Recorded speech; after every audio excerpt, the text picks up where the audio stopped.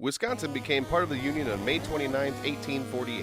America's Dairyland, home of the Green Bay Packers, the original site of the Playboy Mansion, Culver's, and enough beer, brats, and cheese to fill all the major food groups. Birthplace of Willem Dafoe, Heather Graham, Liberace, Bob Uecker, Tony Shalhoub, Red Foreman, Ed Gein, Jeffrey Dahmer. Some of the strangest alien abduction cases have occurred here. It is said that Slender Man himself resides in the darkest part of the North Woods. It's had its own version of the Salem witch trials. For these reasons and many others, America's Dairyland is also America's Scaryland!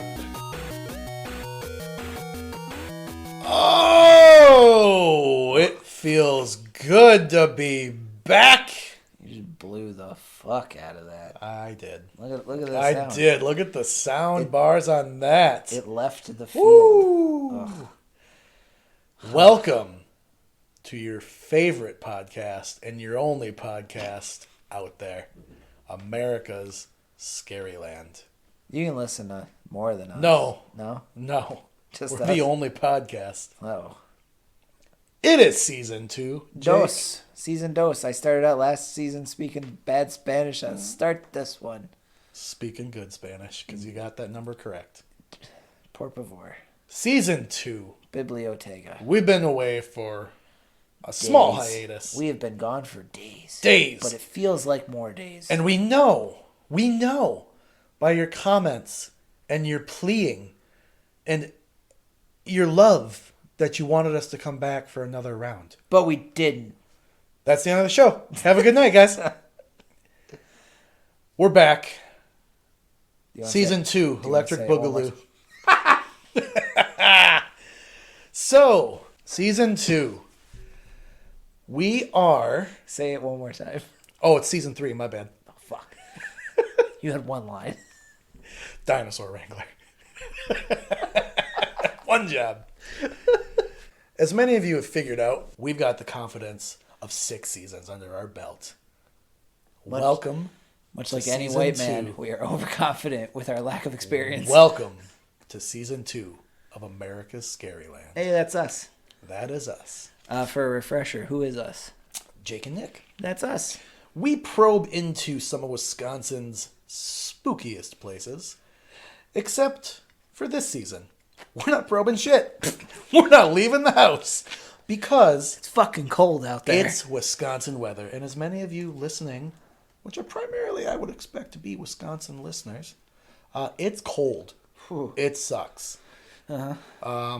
We're 1 year away, or well, I don't know how to phrase that, but 1 year ago we had a polar vortex and it got cold as shit. And now cold as shit is a decent phrasing of temperature, but the polar vortex, that was cold. People died. I don't think that's true, but it was cold. People could have died. It was cold. Yeah. It was like Russia cold out there. Yeah, Siberia cold. Alaska cold. But we're back at it, bringing you guys the things you love. As I alluded to slightly, we are going to change things up a bit this upcoming season. Yeah. Because it's cold out, because we do not want to be out, not even the cold. Road conditions get real bad real quick. Yeah, there's about in this 900 state. feet of snow out there. So we have opted this season to bring you several research-based probings that are our liking. We have probed the internet. We have probed the internet. And a book. And a book. And many other fun things to come this season. Yeah. So, got a little bit of house cleaning out of the way.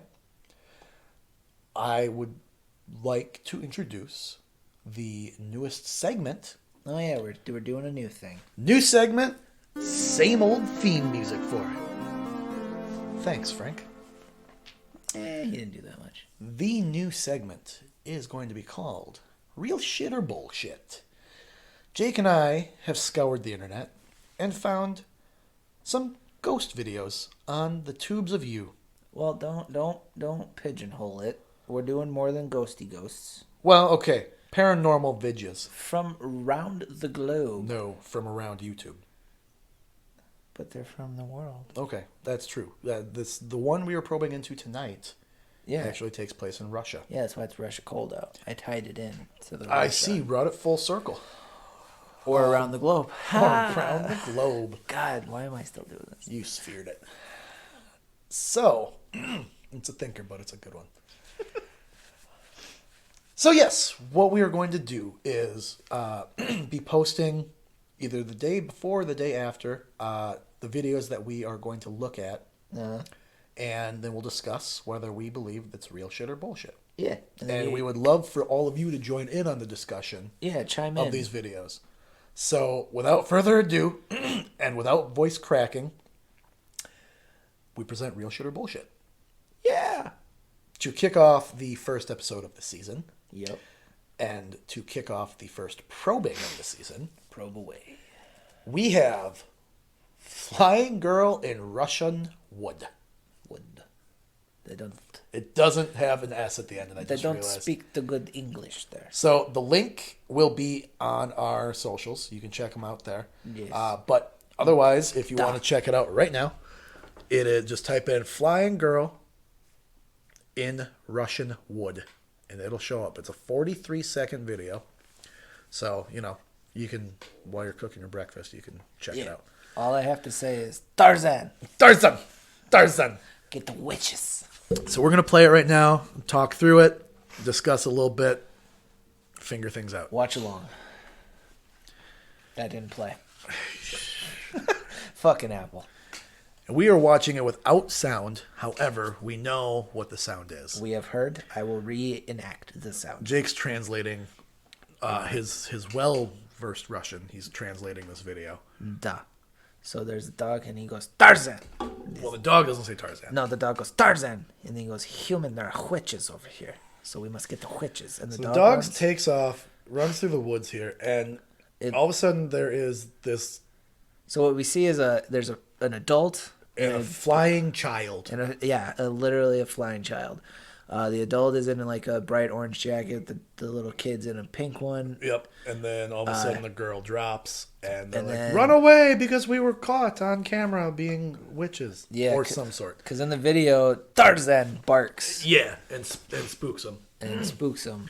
And so this was a video that I actually saw quite a while back. Because I tend to look for like spooky videos on the internet because it's fun. And I thought you would get a kick out of it because it doesn't specifically state that it's a witch. Right. But I believe it to be a witch. It was an interesting video. I don't know. So when I first saw this, I was like, holy crap, that's crazy.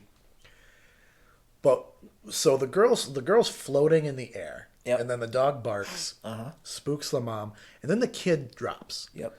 But when you slow it down, or when the cameraman also pans down. Yeah. When the dog barks, and that's when the kid drops. So, I mean, having edited tons of videos, it wouldn't be hard. There's plenty of ways to make that happen. Oh yeah. So, my initial reaction is that it's bullshit. I mean, it's Russian, so. So, what's your take on it? I also believe it to be some sort of chicanery, some sort of bullshittery. I love that word, chicanery. I love the word chicanery just a little bit less than I love the word burgle. What about cattywampus? No.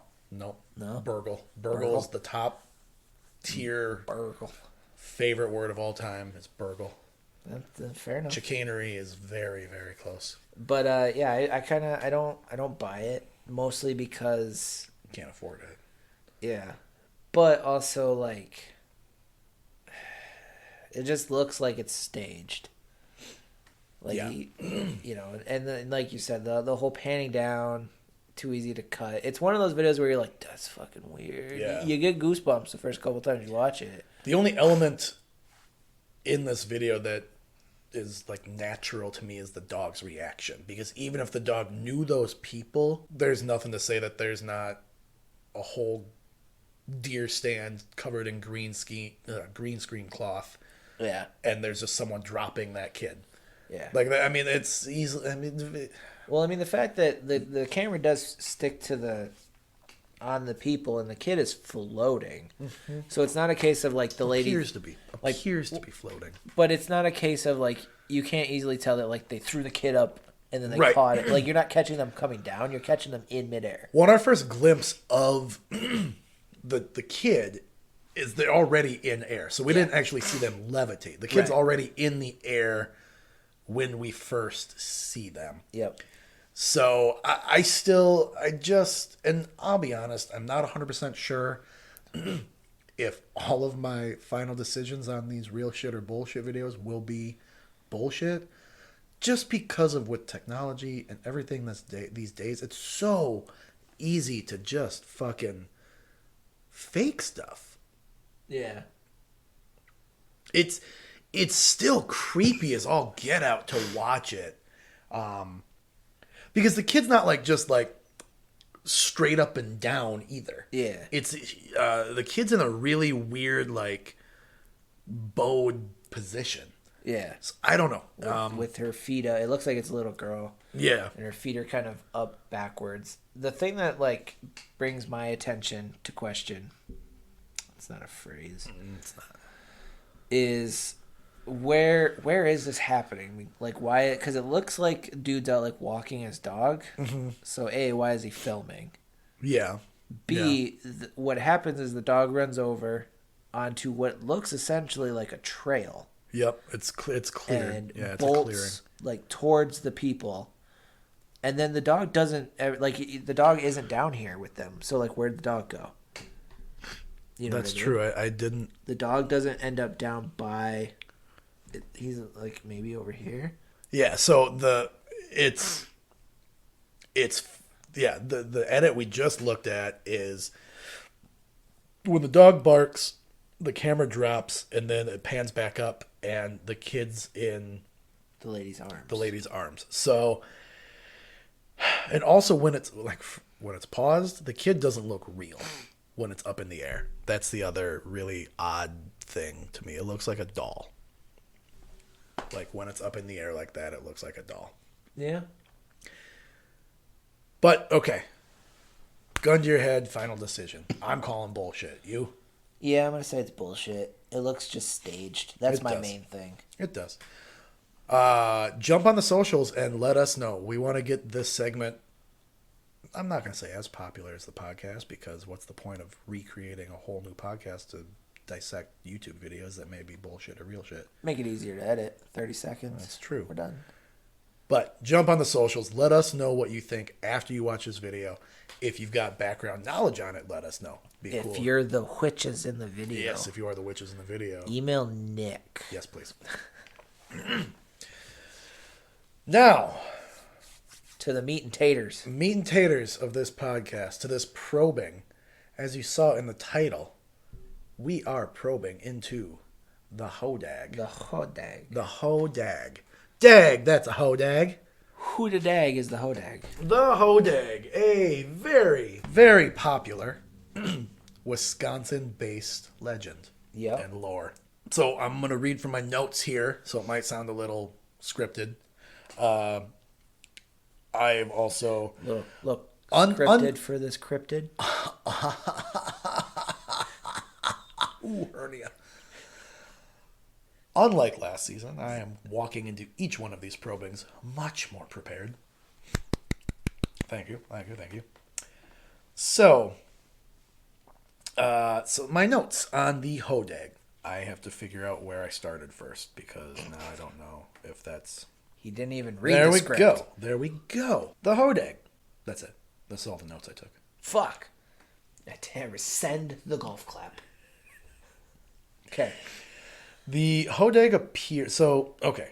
How do you want to start? Should we go over the history? Should we talk about what it looks like what it is? Let's go over the history first. Let's hit up site where it comes from. So the Hodag first appeared in print as early as 1870. So between 1889 and 1892, newspapers from New Hampshire all the way to Arizona ran stories about a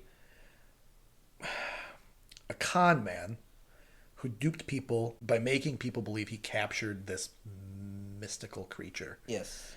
Eugene Shepard was Eugene Shepard. So we should also say first that this is, as of right now, the first cryptid that we know all of this is a hoax. It's just a very cool and very big part of Wisconsin lore.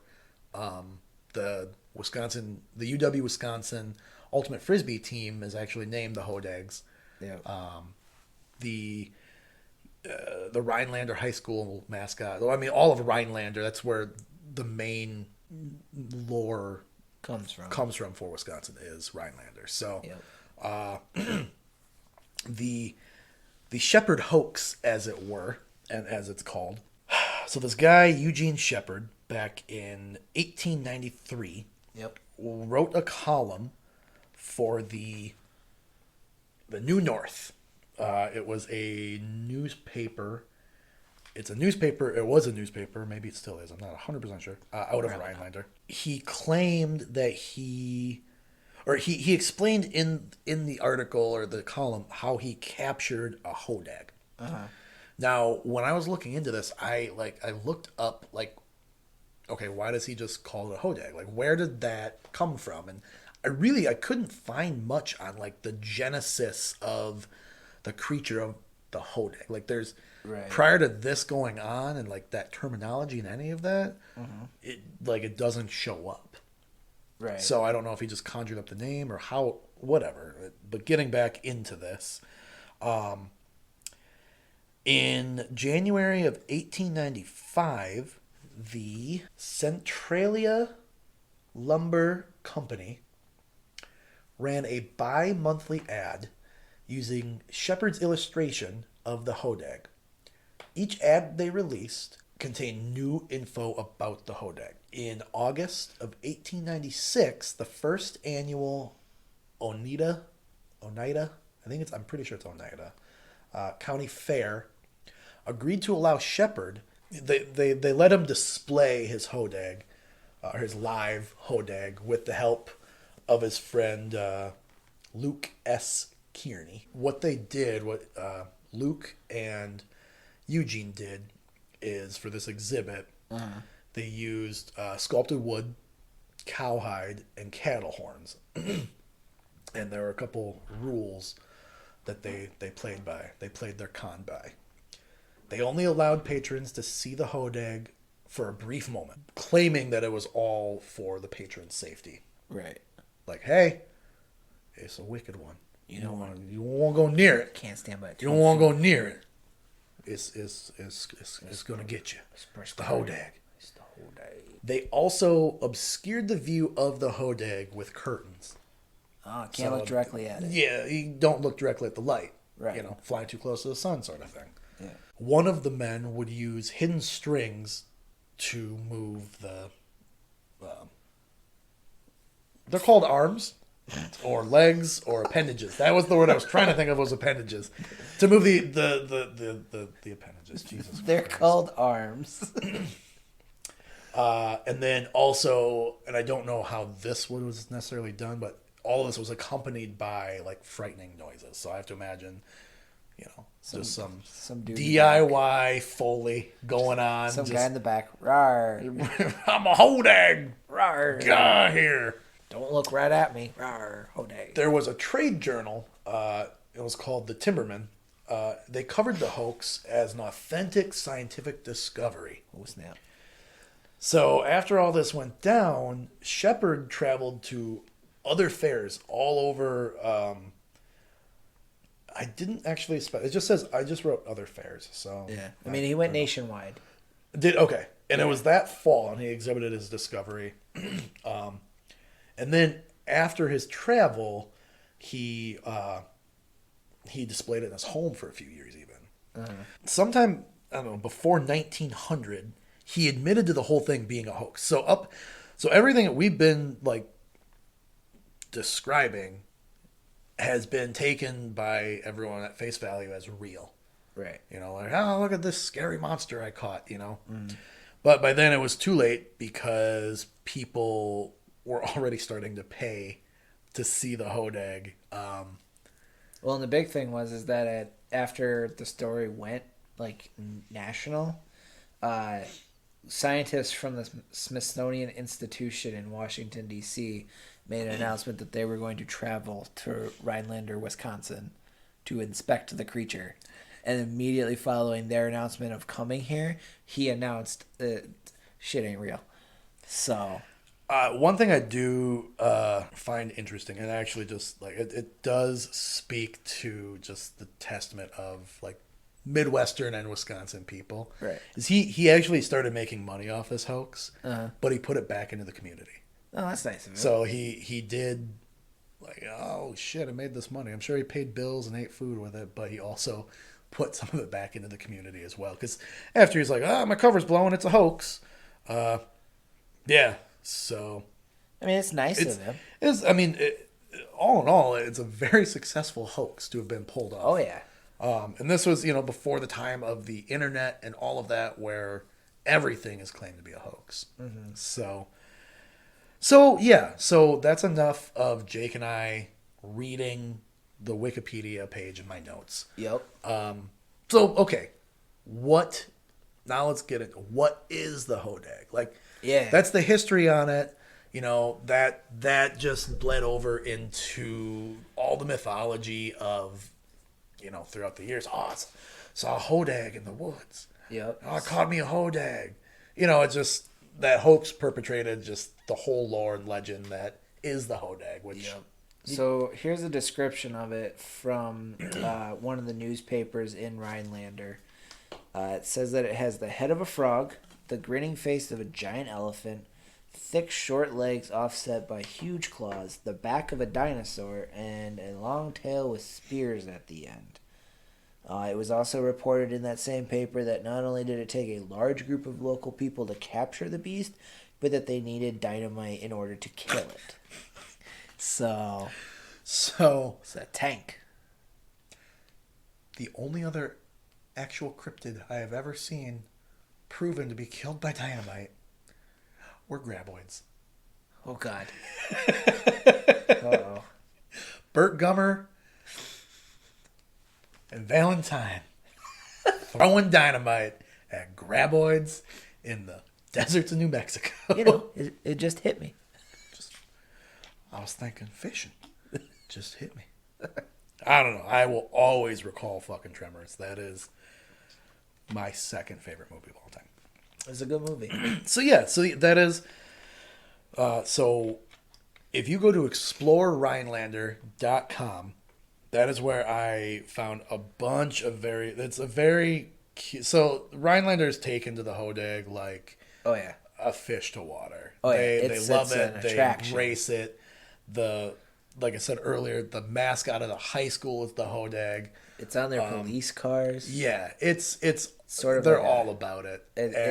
When you drive into town, their information center has a giant fiberglass. Yeah, Hodag. and we'd actually discussed back in season 1. When we were planning season 1, when we were planning it, we'd actually discussed going there and doing one of the probings there, and we ultimately, because we knew it was a hoax, we just weren't sure how we felt about going there to kind of flesh it out. It would have been a fun trip. I still want to go. And I still want to go too. And honestly, with future seasons, it might just be a fun little pit stop to throw into something. Yeah. But that's why we're throwing it on this season, because I think it's a fun cryptid. It's a fun cryptid to talk about. And it's a fun story because of the simple fact that not only was it's like any modern day legend or myth or cryptid or creature, Bigfoot, Thunderbirds, all those things that get not only local but national attention. This one though just happens to be one where the guy that gave it that attention then came out and was like, I made it all up. Yeah. But instead of it dying to history and being completely forgotten, there's a whole city that has just embraced it. They're like, oh, it's pretty fucking cool. Yeah. They're like, hell yeah, thanks, Eugene. It'd be, to me, like the closest thing to compare it to would be if the guy that first started talking about the Loch Ness Monster went, by the way, it's not real. Yeah. But then everybody by Loch Ness was just like... I think, truthfully, from just looking at the notes and the history, it was almost just a perfect storm of he had the hoax going for a little bit, making a little money on the side, whatever, a little hustle going, and then maybe it was guilt that just got to him, and he just said, hey, made the whole thing up. Well, it was probably a combination of guilt and the fact that scientists were like... No, science had nothing to do with it. Well, no, it says right here. Scientists from the You're Smithsonian. also reading that from the internet, and not only that, Wikipedia. Are you really going to sit here and tell me that you believe that bull hockey coming off of Wikipedia's page on the internet? That some scientists would want to see what would become an amazing discovery of a new creature? Yes. I'm taking Eugene's word that he just was guilt-stricken with taking people's money for showing them a creature made out of, what was it? Oh, that's cat videos. Cowhide, sculpted wood, and cattle horns. That man felt guilty. Science had nothing to do with it. So you're saying that you're believing the man who admitted to lying. Absolutely. You're saying that he finally told the truth. Yeah. Believing him 100% science? No. Bunch of garbage filled people with their science and witchcraft over there. National Institute of Garbage bullshit is what it is. No. 100% fake news. Eugene all the way. So the ExplorerRhinelander.com website has exactly the description you gave. Head of a frog, grinning face of an elephant, thick short legs with huge claws, back of a dinosaur, tail of spears, huge green eyes, huge fangs, 2 horns from its temples, and it breathes fire and smoke. Holy crap. So it's a dragon. It's a Hodag. It's a Hodragon. It's a Hodag. Also, a pungent smell is also said to come off of him. Have you ever noticed these cryptids all smell? Well, duh. They don't bathe. That's reverse. The smell is the combination of buzzard meat and skunk perfume. Now, without having seen this website, you all must know it is geared towards a 5th grader. Oh yeah, it's definitely a joke. The fact that the description says buzzard meat and perfume. I do skunk. Like that if you click on the "What is the Hodag" link on ExplorerRhinelander.com, like some of the stuff is like Chuck Norris jokes of like the Hodag tears make the best lemonade. Unfortunately, the Hodag never cries. If it tilts its head just right, the Hodag can pick up every Milwaukee Brewers radio broadcast. These are great. I don't know why I didn't see these. The spikes on its tail make it perfect for serving marshmallows roasting over a fire.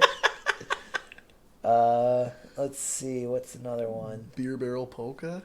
When the wind blows through the Hodag's fur, it plays a perfect version of beer barrel polka. The Hodag smells exactly like a pine-scented car air freshener. So that one's false. The Hodag is a scratch golfer, and he never needs to buy golf balls either. He just collects the ones that are hit into the woods. That's awesome. Yeah. Oh, man. Funny. Oh. Oh, there's a fun timeline here. Oh, yeah. All right. So we go from 1893 to 2009. The Hodag was discovered in 1893. Pabst won the Blue Ribbon the same year. Coincidence? ? President John F. Kennedy received a replica Hodag during his trip to Rhinelander in 1959. He said he used the beast for inspiration while writing his inaugural address. The Hodag was the 3rd-string center for the Green Bay Packers during the Ice Bowl. 1967. And the Hodag raised the prize-winning milking goat in the 2009 Wisconsin State Fair. There you go. That's all you need to know about the Hodag. The last description that I found was that reports say it was 7 feet long, 30 inches tall, Jesus. and 200 pounds. That's a big boy. That's like, I'm pretty, other than the 7 feet long, that's a baby cow. Yes, it's a needy boy. Now, what also is really cool, I found, is that while it's a national treasure of sorts and a national legend, it actually has some pretty fucking cool ties to pop culture. Yeah. In 2012, out of all of this stuff that I wrote down for notes, this was the thing that weirded me out the most. Okay. And I didn't know this. I didn't even decide to fact check this. But there's been a reboot of the Scooby-Doo cartoon. Yep. That came out. Well, this episode appeared in 2012, so I don't know when the reboot actually happened. But the episode's called Hodag of Horror. And it's a Scooby-Doo episode. So there you go. Got on... Yeah, and they actually have Eugene Shepard in it, apparently, as well. You kids in your Hodags. I would have gotten away with it, too. Word for them Hodags. And then, and a lot more... why is the English language escaping my fucking brain today? I don't know. A lot more current. Witches. Yeah. Tarzan. A lot more current in 2017. Fantastic Beasts and Where to Find Them of the Harry Potter universe. Books. Actually had a blurb about the Hodag in the book Fantastic Beasts and Where to Find Them. Yeah. So I found the direct... the quote? Quote. Quotus. The quotus. No, I said quote us. Yeah, but the quotus. Okay. Or the quotus. Da. Compared to the snallygaster, the Hodag is a North American creature whose antics have excited considerable Muggle interest and curiosity. That's it. That's the quote. Oh, yeah. So I thought that was really cool. I was Yeah. like, wow, the Hodag stretched all the way across the pond to Newt. Is his name Newt Gingrich? His name is Newt, but I don't think it's Green. It's too green. No. Okay. No. And then the last of my notes is that the oh my god, now I want to call it snallygaster. I'm so dumb. So dumb. What are you doing with your life, bud? God, I gotta rethink it. Its diet consists of mud turtles, water snakes, oxen, That's a jump. and white bullfrogs. Just the white ones. Only on Sundays. Oh. So that is all the notes I have on the Hodag. Again, it's just a really cool Wisconsin lore. We have a lot of stuff here to hang our hat on, to be proud of, sort of thing, from sports teams to famous people to serial killers. Be proud of them. Yeah. But the Hodag is just kind of the unique... I'm sticking by what I said. It's kind of the perfect storm of hoax and, tricking people, but then feeling guilty about it, and then, science and their chicanery coming along and saying, we're going to out you. And he's like, no. Fucking fake news. Yep. So, yeah, I like it because it's fun to, as we've been doing this, and as anybody who's explored paranormal things and cryptids and ghosts and all that, usually a story like this gets started and people, buy into it and they like it, but anyone associated with it, whether it's a business or a town, like when we went to Mineral Point, you could tell there was a lot of people that wanted to talk about it, but you could tell the overall sort of sense of the town was like, we're really tired of all this ghost and vampire stuff. That has been pretty common with a lot of places we go. They're just tired of that being the only news. Their claim to fame or sort of, yeah. And Rhinelander went completely the opposite way, where they're like, nah, fuck it, this thing is cool. And they made not only like a cool like legend, but they made they made it their own. It's not just like a thing that gets seen once in a while. Like they've embraced it. They've told stories about it now. Like it went from being like this weird, like air quotes scientific discovery, this guy finding a new creature, to now like it's sort of like a local prankster. Yeah, and so to further your point about like, as we've been exploring the paranormal stuff, again, like you said, with things like this, people almost like okay, in the case of like Eugene here, in today's society, he would have been almost straight up villainized. Yeah. For like creating this hoax and like the trickery and like the deception and all that. He would have just like, with today's culture, he would have just been just blasted and just made to be hated because of what he did. Well, there'd also be a giant section of the internet that would completely back him. Be like, there's no way he's lying. There would, but that would their voices would be muted because, you know, people like, you know, the bad stuff over the good stuff.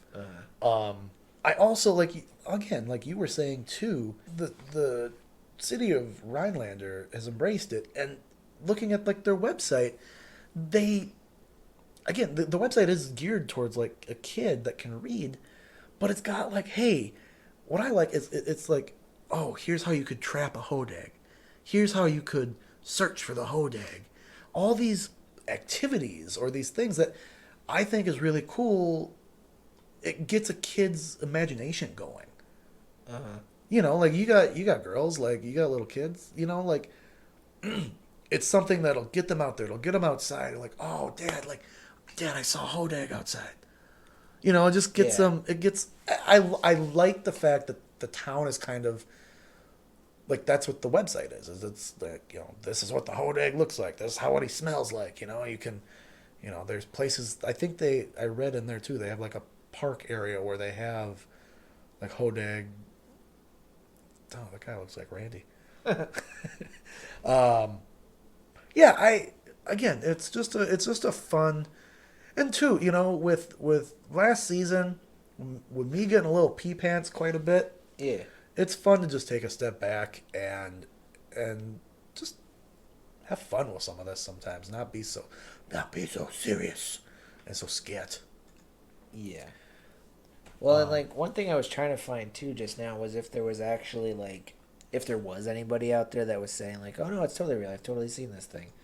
Because I think this would be a fun sort of look at that idea that a lot of paranormal talk goes to, of somebody says they saw something, somebody then, whether it is like a psychological thing of thinking it's out there, so then they go, oh, I saw it too, or like wanting to belong, and sort of this idea of the like Mandela effect. No, okay. No, like this idea of like almost mass hypnosis into thinking that something is existing and people seeing it out of just being told that it might be there. You know what I mean? Like I feel like that's how a lot of these paranormal things start, is someone goes, I saw a thing, and it spreads and becomes almost real to people because they've heard it exist, therefore they see it, they want to see it, so they see it. I mean, would you like a legend in like an urban area? Yeah, I mean, that's what a lot of people say like Bigfoot is that people nothing, missed the mark on that, keep going. People somebody out there, you'll hear it when you edit, that's okay. Fine. Yeah, you'll hit me when you hear it. Probably.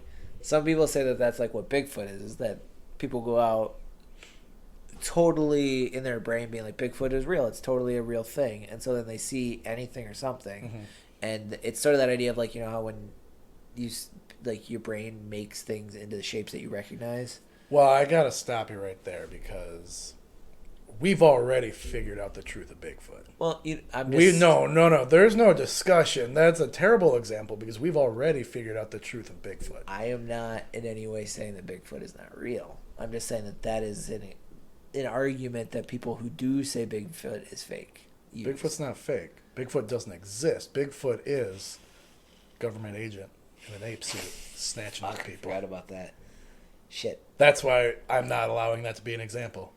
But You know what I'm saying, though, right? Mm-hmm. Like, I was hoping that... Fuck your fucking government suits. Fucking A. I was hoping that somebody somewhere would be like, no, I saw it, so we could get, like, a conversation. But, like, literally no one since the original story has seen this thing. So it's been widely accepted as false. Well, yeah, and I mean, maybe the fact that Eugene came out and said, I made it all up. Yeah, but look at, like, crop circles. In the 80s, those two guys came out and went, no, we did it, and here's how we did it. And then there's a bunch that have been, like, unexplained. But that's the thing, is, like, even though somebody came out and went, no, it's totally fake, I did it, I'm the one that made it fake, people still go, no, it's totally real. I do get what you've been saying. Like, it's yeah, like, I think, like you said, mass hypnosis is kind of the best term. Yeah. It's kind of like like, oh, I saw that there, so then the next person, like, that goes to that spot, has heard about that, is like, oh, I saw it too, and then it just kind of snowballs. Yeah. But this is one of the few things I've seen that is still around. Like, you know, there's obviously things out there that people have either, it was a legend, and then, oh no, we found out it's a real thing. And what I think will be fun is in future probings, like I said, when we go somewhere for a probing and we happen to be near Rhinelander. Yeah. And doing what I enjoy doing and sitting down with locals, I guarantee we'll find some old characters that have just like swear on their deathbed that they saw the Hodag, and they are adamant. And when we get those stories, we will definitely bring them up back to you guys, because that is, I think that will be really fun. That would have been basically the entire episode had we gone up there to probe. That would have been the entire episode. It's just us retelling other people's stories. Yeah. So I think this is a good precursor to a future idea. Yeah. No, I'd like to get up there and just check the town out for funsies. And it'll be nice when we're actually able to go outside again. Yep, because it's cold as balls out. I miss the ground. We're going to look real stupid if this is one of those Februarys that it's like 80 degrees out. Man, it's so cold out. You fuckers, I'm out in shorts. Oh, wait, here, let's just cover bases. Man, what a warm February we've got going on here. We just got kind of lazy and decided to stay in and do all of our probings for the next season. So, enjoy what we've got coming to you. Now, we are covered in February if it's cold and if it's hot. We're good. We're good to go. It's going to be cold, though. You don't know that. Is that vortex still around? Not Is yet. that gone forever? Not yet. Fuck that when it was cold. Oh, well. This one's going to be short, but that's right. Okay, you know? You got to leave them wanting more. It's a good first little step into this year. So. And more are coming. Oh, yeah. There will be more. There will be more. You know what no one warned us about when we started season 1 and we were recording everything, moving into this upcoming looming season 2 that is getting worked out right now. No one had the decency to warn us that winter was coming. Yeah. So it came as a surprise. Wasn't prepped at all. No. So we had to scramble and just decide to stay in. I bought so many shorts. You didn't like this when I coined it, but I don't care, so I'm going to say it again. But I am dubbing this season our hibernation season.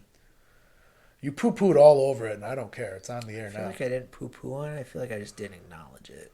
Well, that's the same as poo-pooing. I feel like that's our thing now, is you say things and I just don't acknowledge it. Because I'm giving you every right to just edit shit out, and you never do. I know, because the stuff you say is good, but I don't want to tell you that, so I just don't acknowledge it. Well, we've come to an accord then. I'm going to edit that part out. We're going to agree to disagree that we agree. We are also going to agree that this is the end of the probing. Is it? It is. Okay. So, hit us up on all the socials. We've got them. Yep. The major ones. GIF mail? GIF mail. Why is that? That copyright. Could I copyright by just saying it? Damn it. Patent pending. Probably. Registered trademark. AmericasScaryland@gmail.com. That's our email. Send us the emails for the things. Let us know if you any Hodag stories if you're from that That'd area. be awesome. Get some Hodag stories. Any stories of any kind. If you want to, if you live somewhere that's got a legend, or just somewhere where you not even a well-known haunting, let us know. Like, we want to come up. We find all of our stuff based on a couple books we have, pretty popular sightings, but it'd be really fun to start reaching out. And if you got a haunted house, yeah, like if you legit, because that's one thing we've talked about this season is going to be, because of the horrible nature outside, it's going to be an indoor season this year. But we didn't mention that yet. We mentioned it 1,000 times, but 1,001 now. But if we were to get somebody that wanted us to check out a haunted house, I'm totally down to scrap any ideas or add on to any ideas. Yeah. To come spend the night. Sleep over with you and a ghost, and why not even possibly just record the episode there? Yeah, you bring the Ouija board, we'll bring the popcorn. Perfect. But we're not doing a Ouija board episode. We're doing one. No, we're not. Oh, we're doing Here's why we're not doing a Ouija board. It's not because it creeps me out. It's because the spelling of Ouija creeps me out. It starts with an O. Yeah. Because it's like it just doesn't from French. I get that, but it just doesn't make sense. Isn't it? It's like Ouija is technically how you're supposed to pronounce it. I have no idea. I haven't bothered to care. It's like French and German or something. I just haven't bothered to care. Fair enough. But no, I want to do a Ouija board. We will do a Ouija board. You will man up and we will do a Ouija board. The only question is do you accept it and let us do one at a non-scary place like a haunted house, or do you face the facts that I'm going to make you do it at like a cemetery or something? Weary Road Part 4, the Ouija episode, the Ouija day. That will not be a thing. That will not happen. But yeah, so send us an email, or you can hit us up on Twitter, Facebook. We're on Instagram too.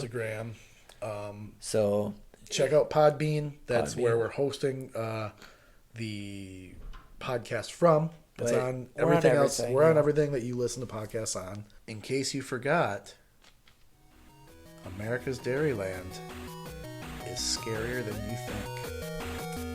Bye, Nick. Bye, Jake.